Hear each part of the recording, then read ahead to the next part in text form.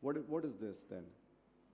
This is called exorbitism. Whenever there is proptosis associated with a craniofacial anomaly, you call it exorbitism, where the etiology is a shallow orbit, and that is pseudoproptosis. The patient looks as if she has proptosis, but the reason is that she has high myopia and staphyloma in the left eye that is causing apparent proptosis. And in patients who have lid retraction, they may look as if they have proptosis, but the moment you correct the lid retraction, they look absolutely normal. So these are causes for pseudoproptosis.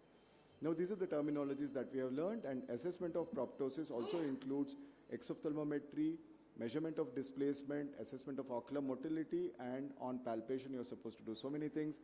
And finally, some special tests such as bend down test and Valsalva maneuver, look for pulsatile proptosis, look for periocular vascular changes and hemorrhages, etc. Periocular yellow lesions, which straight away give you the diagnosis of xanthogranuloma without having to do a biopsy.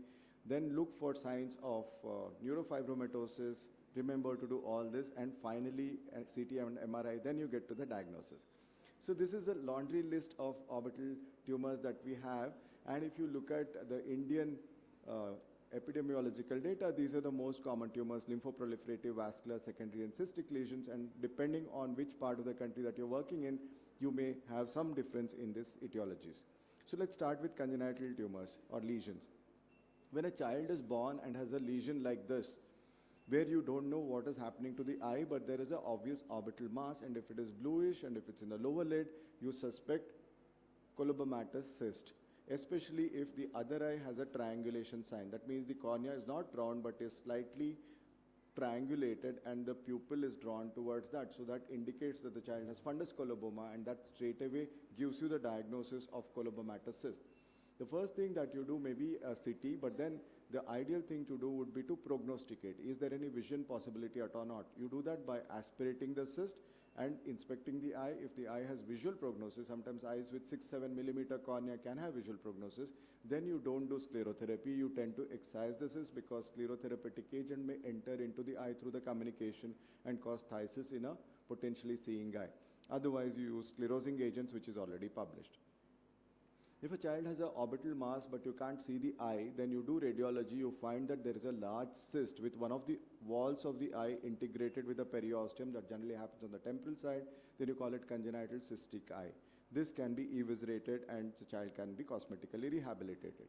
But if the eye is nearly normal, but it is only pushed by a large lesion which is lying behind it, which is expanding by the day, then that is orbital teratoma. It could be benign or congenital, benign or malignant, and the malignant variant can have intraosseous extension, periocular hemorrhages, intracranial extension, etc., and that is how you suspect it. This was a benign orbital teratoma. You can, on radiology, you can see a fully grown tooth within it that confirms the diagnosis. These are some of the other causes for childhood proptosis or infantile proptosis. Capillary hemangioma of infancy with orbital extension. That's a variant of intraosseous hemangioma where the hemangioma is localized to the bone. Just tell me when to stop because the next session will start, right? Yeah. Now I'll go on to give differential diagnosis for proptosis based on age and location. If a child has axial proptosis, the most likely diagnosis would be optic nerve glioma.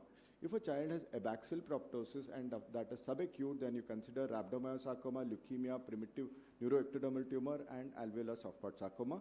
If a child has chronic proptosis, most likely it is lymphangioma or dermoid. Like a child like this, where there is subtle proptosis, axial proptosis, you suspect optic nerve glioma and look for caffeole spots, look for Lisch nodules, etc., the stigma of NF, and on radiology you find a prompt optic nerve lesion. This is bilateral proptosis in a child, axial, some amount of displacement, bilateral optic nerve glioma. Subacute abaxial proptosis, you find that the child has rhabdomyosarcoma. Again, a subacute abaxial proptosis, rhabdomyosarcoma. Now, if a child has solid chemosis like this, what? Okay, I'll stop. All right, thank you. No, that's fine. No, this is solid chemosis, this is angiosarcoma. Thank you so much. No problem. So, thank you all for staying here without air condition and listening to all the talks. Thank you for all of being here. I hand over the session to Dr. Chitra ma'am and Kumar sir for their next session.